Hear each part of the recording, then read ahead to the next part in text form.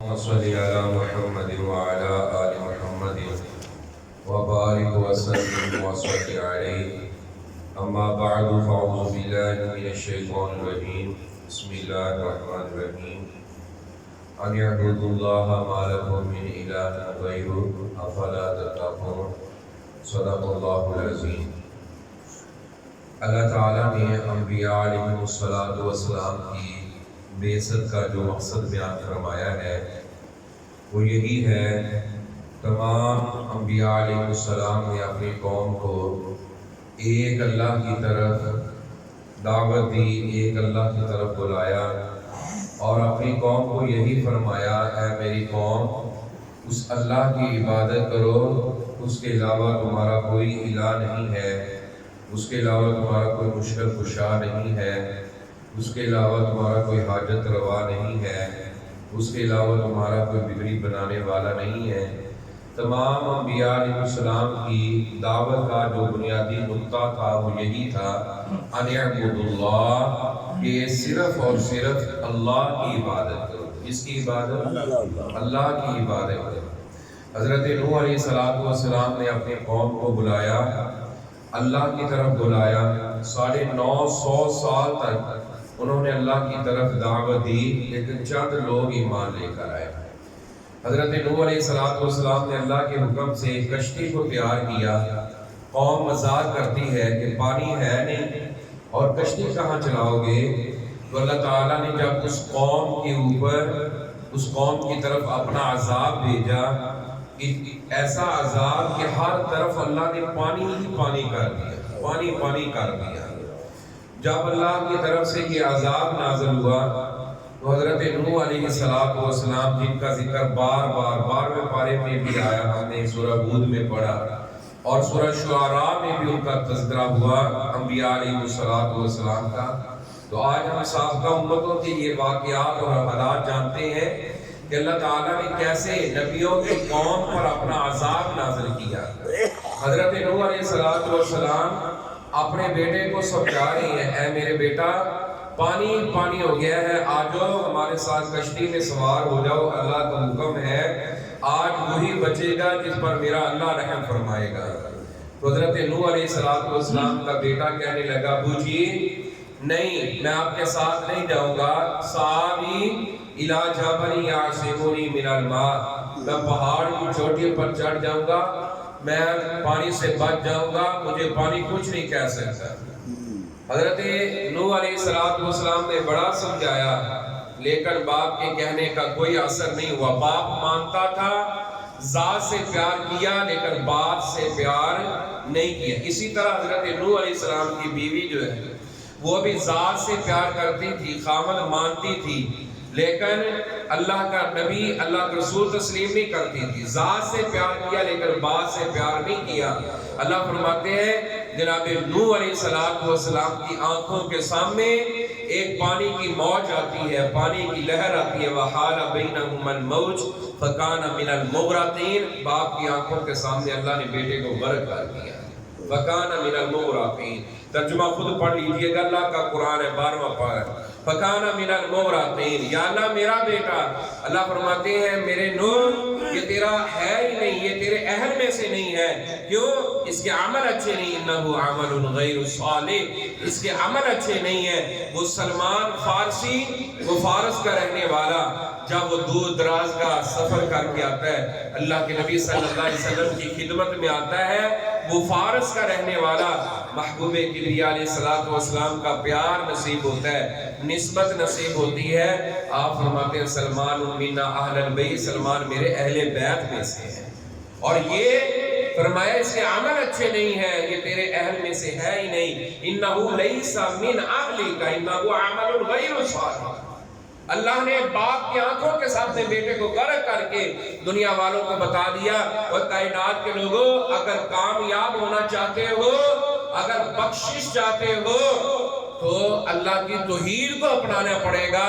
نبی کی بات سے بھی پیار ضروری ہے، نبی کی ذات سے بھی پیار ضروری ہے۔ اللہ فرماتے ہیں نبی نوح کی بیوی نے، نبی لوط کی بیوی نے نبیوں کی بات کو نہیں مانا، اللہ نے دونوں کی بیویوں کو من النار کر دیا، جہنم کا بالن بنا گیا۔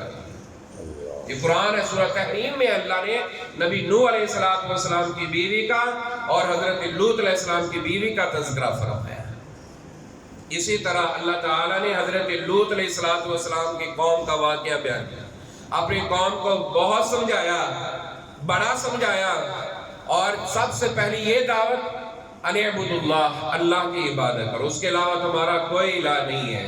اور پھر وہ جو قوم کام کیا کرتی تھی، جو عمل کیا کرتی تھی، وہ عمل کیا تھا کہ وہ لڑکے لڑکوں کے ساتھ بدفعلی کیا کرتے تھے، لڑکے لڑکوں کے ساتھ گناہ کیا کرتے تھے۔ قوم لوط کیا کرتے تھے، قوم لوط کا فعل کیا کرتے، فعل لوط، یعنی ان کی قوم کا یہ عمل تھا کہ وہ لڑکے لڑکوں کے ساتھ گناہ کرتے، برائی کرتے، زنا کرتے، بے حیائی کرتے، لواطت کرتے۔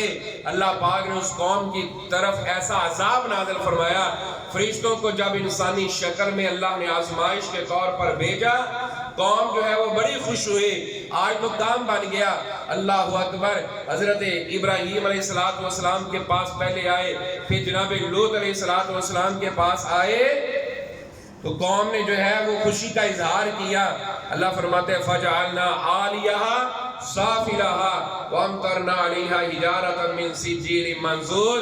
اللہ پاک نے قوم کو نیچے سے اٹھایا، فرشتوں نے اٹھا کر نیچے سے اوپر لے جا کر اوپر سے نیچے پھینک دیا۔ صرف یہاں بس نہیں ہوئی، صرف یہاں بس نہیں ہوئی، اللہ پاک نے قوم کے اوپر، اس قوم کے اوپر پتھروں کا عذاب نازل فرما دیا، پتھروں کا عذاب نازل کر دیا، نکیلے پتھروں کا بارش، نکیلے پتھروں کا عذاب، نام لکھے ہوئے مصومۃ عند ربک، نکیلے پتھر، نشان زدہ پتھر اللہ نے اس قوم کے اوپر برسا کر، اللہ پاک نے ان کو ملیا میر کر کے رکھ دیا۔ جو اللہ کے نبی کا انکار کرنے والے ان کا انجام یہی ہوا کرتا ہے۔ حضرت شعیب علیہ السلام کی قوم کا تذکرہ ہے، کیا کیا کرتے تھے؟ ناپ تول کے اندر کمی کرتے، اللہ کے نبی بڑا سمجھایا کرتے، یا قوم اوفوا المکیال والمیزان، ناپ تول کے اندر کمی نہ کیا کرو، ناپ تول پورا پورا ادا کیا کرو۔ یہ کیا کرتے تھے؟ ڈنڈی مارا کرتے تھے، کام تولا کرتے تھے، اور کہا کرتے تھے جیسے ہمارے وہ پنجابی لوگ کہتے ہیں نا، دیکھیا میرے ہاتھ دا کمال، میرے ہاتھ دا کمال ویکھیا، میں پتہ ہی نہیں لگن دیتا ہے، اگلے نو دھوکا دے دیتا، میں پتہ ہی نہیں لگن دیتا، ویکھیا میرے ہاتھ دا کمال۔ اور آج تو کمال دکھا لے گا، کل رب کے سامنے جائے گا تو کیا پیش کرے گا؟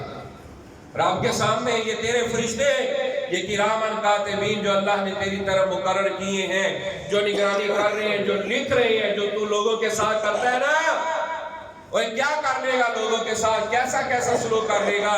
یہ تیرے فرشتے تیرا ریکارڈ لکھ رہے ہیں جو تو کرتا ہے، کرامن کاتبین یعلمون ما تفعلون، وہ لکھ رہے ہیں جو تو کر رہا ہے۔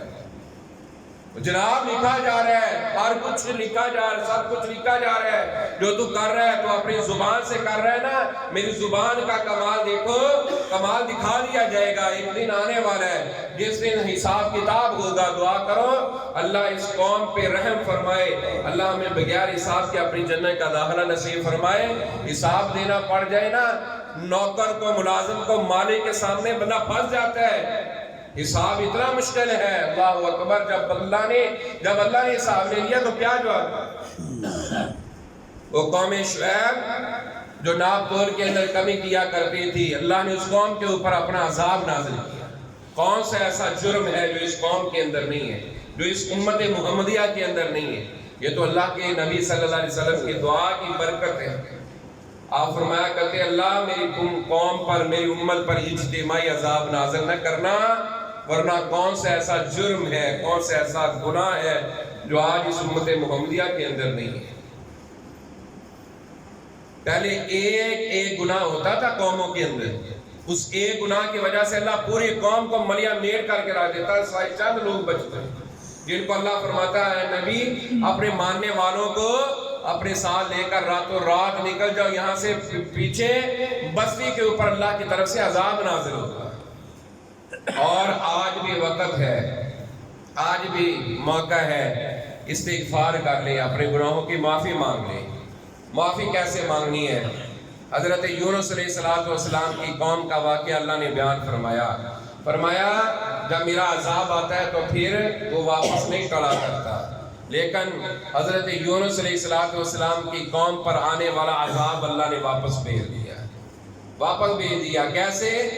جب حضرت یونس علیہ السلام نے فرمایا کہ میری قوم تمہارے اوپر اللہ کا عذاب آنے والا ہے، ڈر جاؤ بچ جاؤ، پہلے وہ مذاق کرتے رہے، جاؤ جو کچھ کرنا ہے کر لو، جاؤ لے آؤ عذاب لے آؤ۔